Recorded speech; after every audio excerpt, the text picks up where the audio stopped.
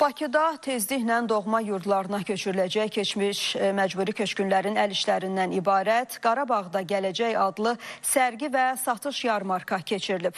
Qaçqınların və məcburi köçkünlərin işləri üzrə Dövlət Komitəsinin təşkil etdiyi tədbirin əsas məqsədi keçmiş məcburi köçkünlərin həyat şəraitinin yaxşılaşdırılması, onların iqtisadi fəallığının dəstəklənməsi və istehsal etdikləri məhsulların satış imkanlarının genişləndirilməsidir. Tədbirdə çıxış edən Dövlət Komitəsi sədrinin müavini Fuad Hüseynov böyük aydışa dair birinci dövlət proqramının icrası çərçivəsində 200-dən artıq keçmiş məcburi köçkünün gəlir gətirən fəaliyyətlərə cəlb edildiyini bildirib. Onlara bu istiqamətdə müxtəlif təlimlər keçilib, peşə sahələri üzrə yeni biliklər və bacarıqlar qazandırılaraq əmək bazarında aktiv iştirak etmələri üçün şərait yaradılıb. Sonda tədbirin xüsusi qonaqlarına təşəkkürnamələr təqdim olunub.